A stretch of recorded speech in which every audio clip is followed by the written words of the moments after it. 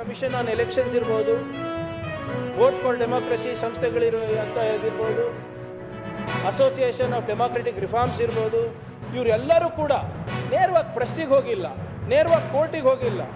ಮೊದಲೇ ಹೋಗಿದ್ದು ಎಲೆಕ್ಷನ್ ಕಮಿಷನಿಗೆ. ಆದರೆ ಅಲ್ಲಿ ಯಾವುದೇ ರೀತಿಯಾದಂಥ ಉತ್ತರ ಅವ್ರಿಗೆ ಸಿಕ್ಕಿಲ್ಲ.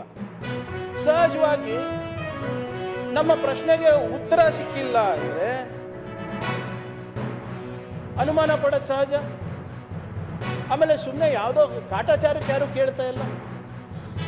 ಎಲೆಕ್ಷನ್ ಕಮಿಷನ್ನ ಡೇಟಾವನ್ನೇ ಮುಂದಿಟ್ಕೊಂಡು ನೋಡಿ ಸ್ವಾಮಿ ಹೀಗಿದೆ, ಡಿಸ್ಕ್ರಪೆನ್ಸೀಸ್ ಈಗ ತೋರಿಸ್ತಾ ಇದೆ, ನಿಮ್ಮ ಡೇಟಾನಲ್ಲೇ ಅನಾಮಲೀಸ್ ಇದೆ ಅಂತ ತೋರಿಸಿದ್ರು ಕೂಡ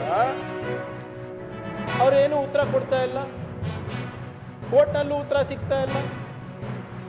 doesn't it erode the trust factor? Trust deficit ಹೆಚ್ಚಾಗ್ತಾ ಇದೆ ಇವತ್ತು. ಇದು ಯಾಕೆ ಆಗ್ತಾ ಇದೆ?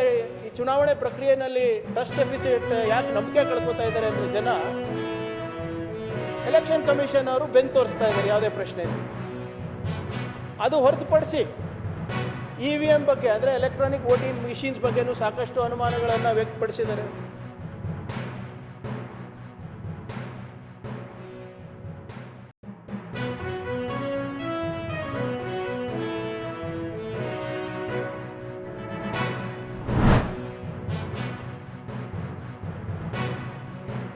ಕೋಟಿ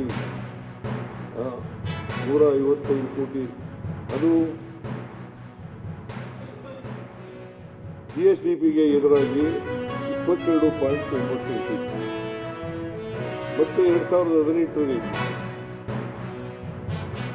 ನಾವು ಅಧಿಕಾರಕ್ಕೆ ಬಂದ 2013ರಲ್ಲಿ ನಮ್ಮ ಕಾಲದಲ್ಲಿ ಸಾಲ ಎಷ್ಟಿತ್ತು ಅಂತಂದರೆ ಮಾರ್ಚ್ ಎಂಡಿಗೆ 2,45,737 ಕೋಟಿ.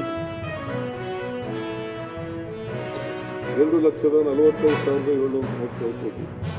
ಆಮೇಲೆ ನೀವು 19-20ರಲ್ಲಿ 18-19 ಇವರಿದ್ದರು ಕುಮಾರಸ್ವಾಮಿ ಅವರು 2,85,238 ಕೋಟಿ.